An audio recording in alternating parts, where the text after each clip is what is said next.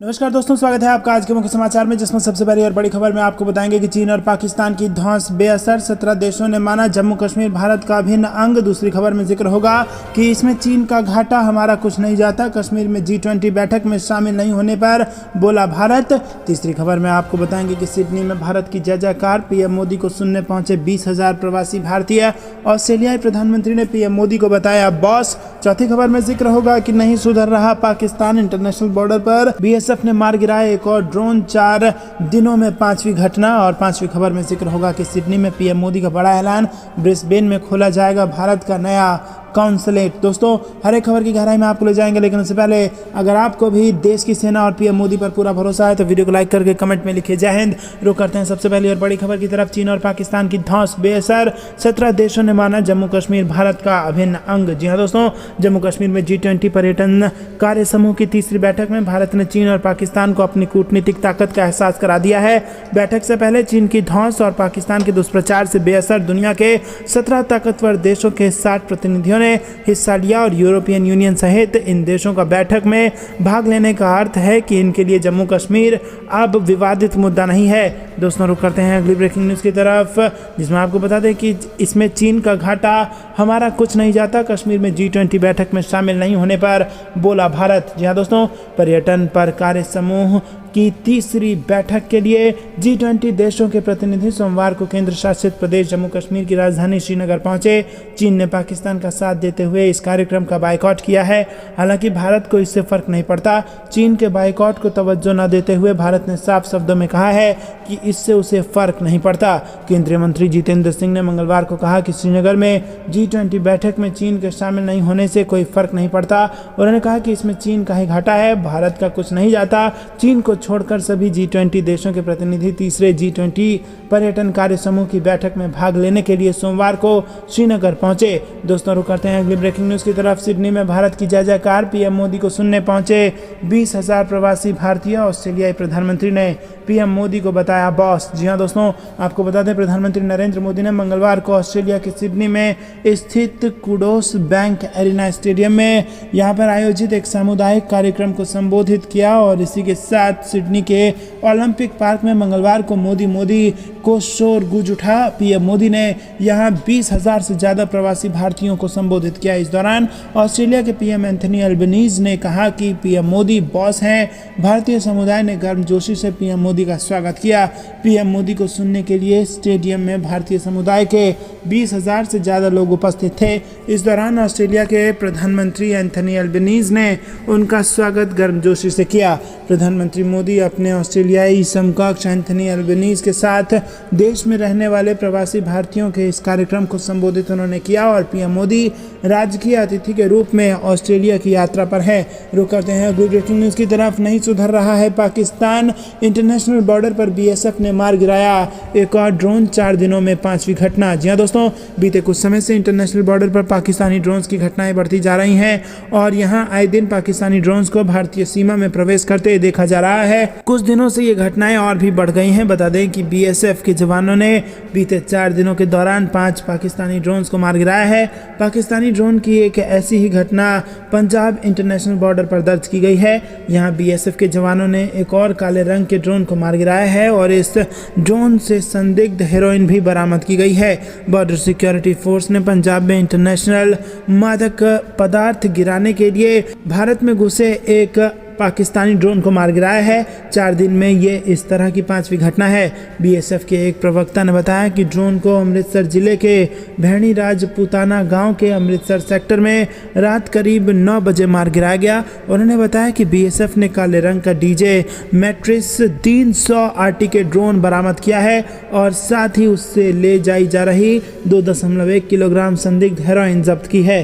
रुक करते हैं अगली ब्रेकिंग न्यूज़ की तरफ। सिडनी में पीएम मोदी का बड़ा ऐलान, ब्रिस्बेन में खोला जाएगा भारत का नया काउंसलेट। जी हाँ दोस्तों, भारतीय प्रधानमंत्री नरेंद्र मोदी ने मंगलवार को घोषणा की है कि प्रवासी भारतीयों की लंबे समय से लंबित मांग को पूरा करने के लिए भारत ब्रिस्बेन में एक वाणिज्य दूतावास खोलेगा। अपने ऑस्ट्रेलियाई समकक्ष एंथनी अल्बनीज की मौजूदगी में प्रधानमंत्री मोदी ने यहाँ प्रवासी भारतीयों को संबोधित करते हुए ये घोषणा कर दी है। पीएम मोदी ने कहा कि सामुदायिक कार्यक्रम में भारतीय प्रवासियों के साथ जुड़ना बेहद खुशी की बात है और उन्होंने कहा कि आज मैं आपके पास आया हूं तो एक घोषणा भी करने जा रहा हूं। ब्रिस्बेन में भारतीय समुदाय की बहुत समय से जो मांग थी उसे पूरा कर दिया जाएगा और जल्द ही ब्रिस्बेन में भारत का एक वाणिज्य दूतावास खोला जाएगा। रुक करते हैं अगली ब्रेकिंग न्यूज़ की तरफ, जिसमें आपको बता दें कि यूपी में मदरसों पर योगी सरकार एक्शन के लिए तैयार। 4000 से ज़्यादा मदरसों पर हो सकती है कार्रवाई। जी हाँ दोस्तों, यूपी में एक बार फिर योगी सरकार बड़े एक्शन को तैयार है। बता दें कि 4000 से ज़्यादा अवैध मदरसों पर जल्द बड़ी कार्रवाई करने की तैयारी की जा रही है। अब सवाल ये है कि आखिर ऐसा क्यों किया जा रहा है। बता दें कि एक रिपोर्ट में दावा किया गया है कि लगभग 4000 मदरसे ऐसे हैं जिनके संचालन में विदेशी फंडिंग का इस्तेमाल किया जा रहा है। मीडिया रिपोर्ट्स की माने तो 22 मई के बाद योगी सरकार बड़ी कार्रवाई देखने को मिल सकती है। सरकार मदरसा बोर्ड की परीक्षाएं चलने तक कार्रवाई को रोके हुए है। प्रदेश सरकार ने पिछले साल प्रदेश भर में गैर मान्यता प्राप्त मदरसों का सर्वे करवाया था और सर्वे की रिपोर्ट में 8441 मदरसे अवैध रूप से संचालित पाए गए थे। 12 बिंदुओं पर आधारित सर्वे में मदरसों की आय से संबंधित भी एक सवाल था। रुक करते हैं अगली ब्रेकिंग न्यूज़ की तरफ। गृह मंत्री असम 2 दिवसीय दौरे पर 24 को पहुंचेंगे गुवाहाटी और कई कार्यक्रमों में होंगे शामिल। जी हाँ दोस्तों, केंद्रीय गृह मंत्री अमित शाह 2 दिवसीय दौरे पर असम जा रहे हैं और यहाँ पर आपको बता दें कि असम के मुख्यमंत्री डॉक्टर हिमंत बिस्वा शर्मा के मुताबिक केंद्रीय गृह मंत्री 24 मई की शाम को वहाँ पहुँचेंगे। हिमंत बिस्वा शर्मा ने कहा कि गुवाहाटी में कार्यक्रम के दौरान केंद्रीय गृह मंत्री नेशनल फॉरेंसिक साइंस यूनिवर्सिटी की आधारशिला भी रखेंगे और इस बीच गुवाहाटी में धारा 144 लागू कर दी गई है। माना जा रहा है कि गृह मंत्री अमित शाह की यात्रा को देखते हुए ये लागू की गई है। रुक करते हैं अगली ब्रेकिंग न्यूज़ की तरफ। भारत डिजिटल अर्थव्यवस्था तकनीकी उपयोग के साथ डिजिटल नवाचार में आगे बढ़ने को तैयार, अमेरिकी राजदूत का बयान। जी हाँ दोस्तों, भारत अपनी विशाल आबादी, समृद्ध डिजिटल अर्थव्यवस्था और तकनीकी उपयोग के साथ 5G की ताकत का फायदा उठाने को तैयार है। भारत में अमेरिकी राजदूत एरिक गारसेट ने मंगलवार को ये बात कही है। उन्होंने कहा कि भविष्य में 6G डिजिटल नवाचार में भी खुद को सबसे आगे रखने के लिए भारत तैयार है। गारसेट ने अमेरिका भारत 5G और अगली पीढ़ी के नेटवर्क कार्यशाला के उद्घाटन समारोह में कहा है कि भारत और अमेरिका अपने साझा मूल्यों के जरिए ये मानते हैं कि प्रौद्योगिकी न केवल तेज गति या बेहतर संपर्क के बारे में है बल्कि ये विकास का वाहक भी है। उन्होंने कहा कि भारत अपनी विशाल आबादी, समृद्ध डिजिटल अर्थव्यवस्था, प्रौद्योगिकी के उपयोग के साथ 5G और 6G की परिवर्तनकारी शक्ति का लाभ उठाने को तैयार है। रुक करते हैं अगली ब्रेकिंग न्यूज़ की तरफ। 28 मई सुबह 7 बजे हवन पूजन और वैदिक मंत्रोच्चार के साथ नए संसद भवन का उद्घाटन करेंगे पीएम मोदी। जी हाँ दोस्तों, आपको बता दें कि पीएम मोदी रविवार को सुबह 7 बजे से हवन पूजन के साथ नवनिर्मित संसद भवन का शुभारंभ कर देंगे। वैदिक विधि विधान मंत्रोच्चार के साथ सुबह से ही हवन पूजन आरंभ हो जाएगा।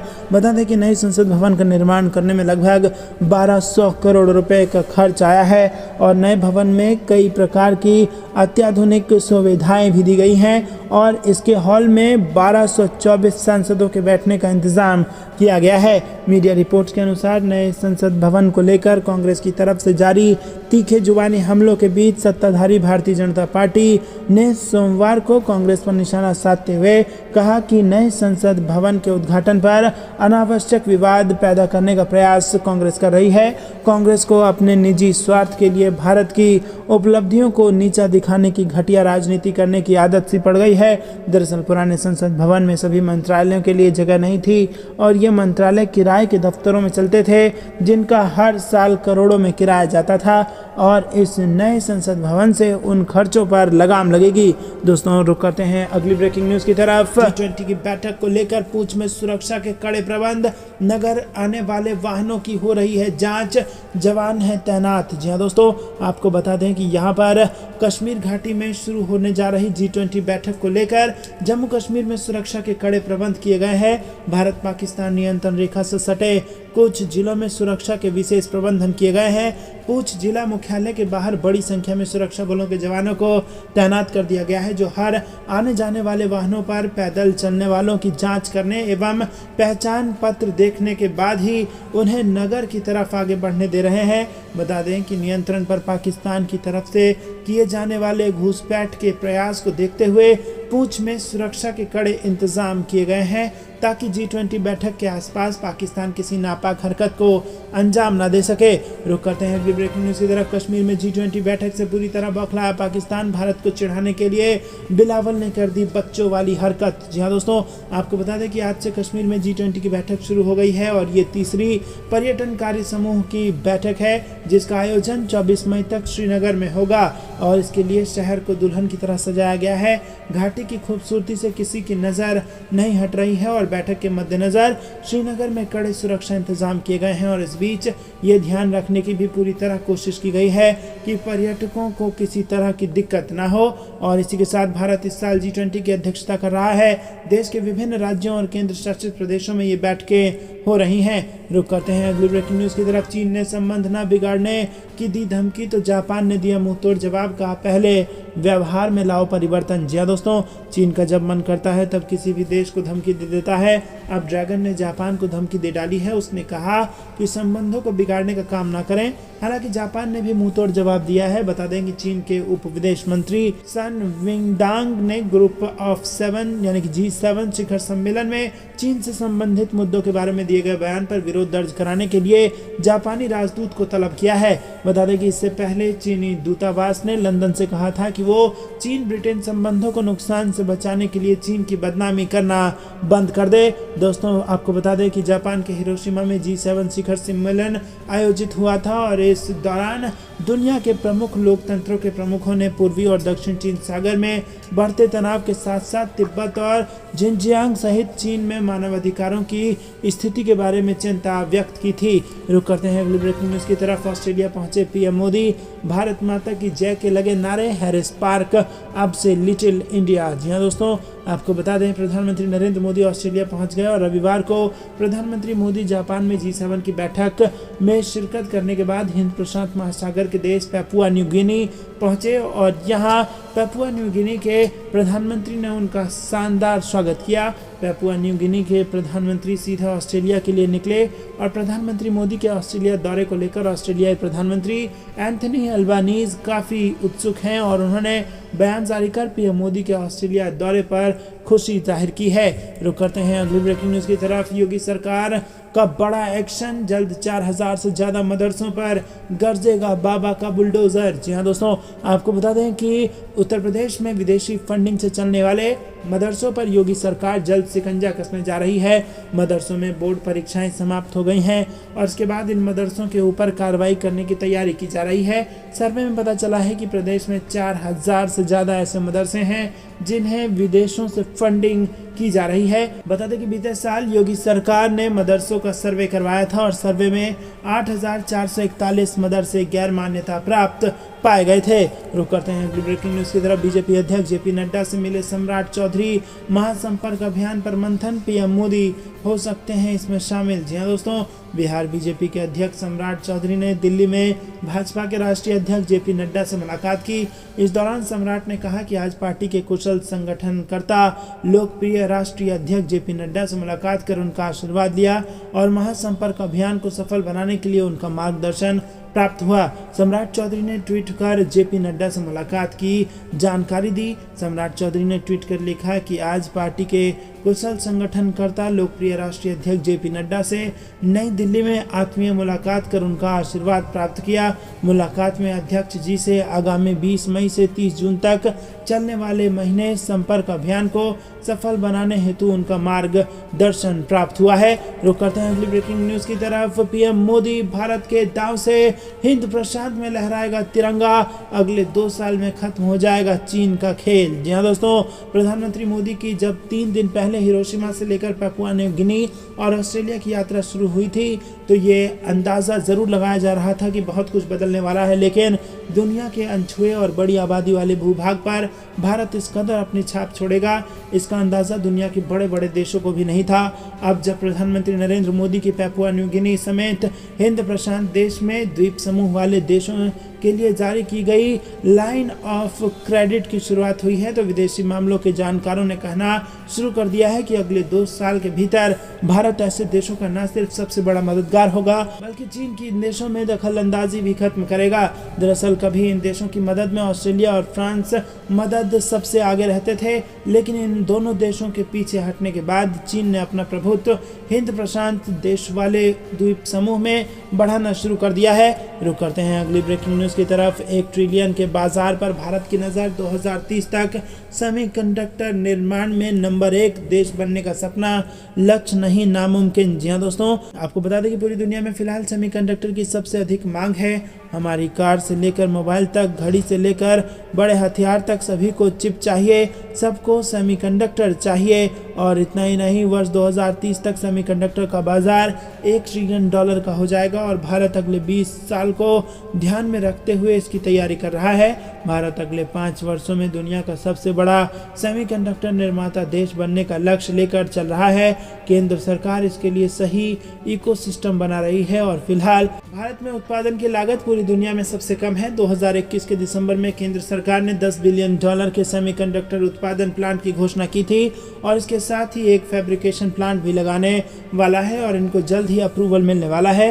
रेलवे और IT मंत्री अश्विनी वैष्णव ने हाल ही में एक मीडिया हाउस के कार्यक्रम में ये कहा। दोस्तों रुक करते हैं अगली ब्रेकिंग न्यूज की तरफ। इस राज्य में अगले 5 दिनों तक बारिश, ओलावृष्टि और तेज हवाएं, IMD ने जारी कर दिया अलर्ट। जी हाँ दोस्तों, देश के अधिकतर हिस्सों में गर्मी ने लोगों को परेशान किया हुआ है और चिलचिलाती धूप और बढ़ते तापमान ने लोगों को घर में कैद रहने को मजबूर कर दिया है। लोगों को घर से बाहर निकलना मुश्किल हो रहा है। हालांकि इस चिलचिलाती धूप और बढ़ते तापमान के बीच मौसम विभाग ने पश्चिम बंगाल के लिए बारिश का ऑरेंज अलर्ट जारी कर दिया है। मौसम विभाग की माने तो पश्चिम बंगाल के जिलों में 23 से 27 मई के बीच बारिश की गतिविधियां देखने को मिलेंगी। 23 मई के आसपास झारखंड और आसपास के क्षेत्र में चक्रवाती हवाओं का क्षेत्र बनने और बंगाल की खाड़ी से नमी आने की संभावना के चलते 23 से 27 मई के दौरान पश्चिम बंगाल के जिलों में गरज चमक के साथ ओलावृष्टि और बारिश देखने को मिलेगी। दोस्तों रुक करते हैं अगली ब्रेकिंग न्यूज की तरफ। चीन का काल पहुंच रहा लद्दाख। DRDO के बनाए इस टैंक से थर थर कांपेंगे दुश्मन। जी हाँ दोस्तों, आपको बता दें कि रक्षा अनुसंधान एवं विकास संगठन DRDO और प्राइवेट सेक्टर की firm Larsen and turbo joint project में भारतीय सेना के लिए एक लाइट टैंक जोरावर डेवलप कर रहे हैं और टैंक चीन की सीमा के पास ऊंचाई वाले पहाड़ों में टेस्टिंग के लिए तैयार हैं और इस टैंक की टेस्टिंग 2023 के अंत तक शुरू होगी। DRDO के सीनियर अधिकारियों ने कहा कि इस साल के अंत तक इन टैंकों के टेस्टिंग के लिए तैयार होने की उम्मीद है। एक बार तैयार होने के बाद उन्हें तुरंत भारतीय सेना के लिए लद्दाख सेक्टर में तैनात किया जाएगा। जोरावर टैंक के भी सभी आवश्यक विशिष्टताओं के साथ तैयार होने के बाद भारतीय सेना अपना यूजर टेस्ट करेगी। रुक करते हैं अगली ब्रेकिंग न्यूज की तरफ। पंजाब में BSF ने अंतर्राष्ट्रीय सीमा पर पाकिस्तानी ड्रोन मार गिराया, हेरोइन बरामद। जी हाँ दोस्तों, पंजाब के अमृतसर सेक्टर में पाकिस्तान के एक ड्रोन ने भारतीय हवाई क्षेत्र का उल्लंघन किया है और इसके बाद BSF जवानों ने उस ड्रोन को मार गिराया। जवानों ने सर्च ऑपरेशन के दौरान बॉर्डर पर एक ड्रोन बरामद किया और BSF पंजाब फ्रंटियर की ओर से बताया गया है कि बीते 2 दिनों में पाकिस्तान की ओर से 4 ड्रोन भारतीय सीमा में आए हैं और इन्हें BSF के जवानों ने मार गिराया है। BSF की ओर से बताया गया है कि जवानों ने शुक्रवार की रात 3 ड्रोनों को भारतीय सीमा में प्रवेश करने से रोका, जबकि चौथे को शनिवार रात मार गिराया। BSF प्रवक्ता ने कहा कि पहला ड्रोन काला क्वाडकॉप्टर था जिसे DJI मैट्रेस 300 RTK ने तैयार किया था और इस ड्रोन को अमृतसर जिले के उधर धारीवाल गांव से बरामद किया गया था। उन्होंने कहा कि BSF के जवानों ने शुक्रवार रात करीब 9 बजे गोलीबारी कर इस मानव रहित हवाई वाहन को रोक लिया है। रुक करते हैं अगली ब्रेकिंग न्यूज की तरफ। चीन और पाकिस्तान की दोस्ती में आई दरार, CPEC प्रोजेक्ट में देरी पर ड्रैगन खफा। जी हाँ दोस्तों, पाकिस्तान में इस समय जमकर उथल पुथल मची हुई है। ऐसे में अब पड़ोसी देश का अजीज मित्र चीन भी नाराज हो गया है। CPEC प्रोजेक्ट में देरी से ड्रैगन बेहद नाराज है। पड़ोसी मुल्क पाकिस्तान इन दिनों बुरे दौर से गुजर रहा है और आर्थिक संकट, जनता की बगावत और PTI चीफ इमरान खान को लेकर देश में अफरा तफरी का माहौल बना हुआ है। और इन सब के बीच अब पाकिस्तान का दोस्त चीन भी नाराज हो गया है। ड्रैगन की ये नाराजगी चीनी पाकिस्तान आर्थिक गलियारे को लेकर है। समाचार एजेंसी ANI ने द फ्राइडे टाइम्स के हवाले से बताया कि CPEC के तहत विकास की परियोजना में हो रही देरी को लेकर चीन पाकिस्तान से नाराज चल रहा है और साथ ही ये भी बताया गया है कि चीन ने हाल ही में पाकिस्तान की आर्थिक रूप से मदद की और ज़रूरत पड़ने पर उसे समर्थन भी दिया और इसके बाद भी प्रोजेक्ट्स में देरी हो रही है। राजनयिक सूत्रों का कहना है कि चीन के अधिकारी पाकिस्तान के कुप्रबंधन से बेहद ज़्यादा नाराज़ हैं। रुक करते हैं अगली ब्रेकिंग न्यूज़ की तरफ। जैश-ए-मोहम्मद का आतंकी गिरफ्तार, भारत में बड़े हमले की थी तैयारी। जी हाँ दोस्तों, गिरफ्तार किया गया आतंकी मोहम्मद उबैद मलिक जम्मू कश्मीर में बड़ी आतंकी साजिश को अंजाम देने की फिराक में वो था। जी हाँ दोस्तों, यहाँ पर NIA ने जैश-ए-मोहम्मद के आतंकी को गिरफ्तार कर लिया है। गिरफ्तार करने के बाद कड़ी मुस्तैदी से एक बड़ी आतंकी साजिश को नाकाम कर दिया गया है। आतंकी उबैद जम्मू कश्मीर में बड़ी आतंकी साजिश को अंजाम देने की फिराक में था। दोस्तों आपको बता दें कि जांच में सामने आया है कि पाकिस्तान में बैठे जैश कमांडर को गुप्त सूचना विशेष रूप से सैनिकों और सुरक्षा बलों की आवाजाही के बारे में बता रहा था और NIA ने आरोपी के पास से जम्मू कश्मीर में आतंकी गतिविधियों को बढ़ावा देने में उसकी संलिप्तता को लेकर कई आपत्तिजनक दस्तावेज भी बरामद किए हैं। रुक करते हैं अगली ब्रेकिंग न्यूज़ की तरफ। G7 की बैठक में PM मोदी ने चीन को दिखाया आईना, बोले यथास्थिति बदलने वालों को हो विरोध। जी हाँ दोस्तों, आपको बता दें प्रधानमंत्री मोदी ने रविवार को जापान के हिरोशिमा शहर में आयोजित G7 शिखर सम्मेलन के एक सत्र में कहा कि वो यूक्रेन में मौजूदा हालात को राजनीति या अर्थव्यवस्था का नहीं बल्कि मानवता एवं मानवीय मूल्यों का मुद्दा मानते हैं। उन्होंने अंतर्राष्ट्रीय कानून, संप्रभुता और क्षेत्रीय अखंडता के सम्मान के लिए सभी देशों का आह्वान किया। मोदी ने G7 बैठक के एक सत्र को संबोधित करते हुए यथास्थिति बदलने के एक तरफा प्रयासों के खिलाफ एक साथ मिलकर आवाज़ उठाने की पुरजोर वकालत की और कहा कि सभी देशों को संयुक्त राष्ट्र चार्टर, अंतर्राष्ट्रीय कानून और एक दूसरे की संप्रभुता एवं क्षेत्रीय अखंडता का सम्मान करना चाहिए।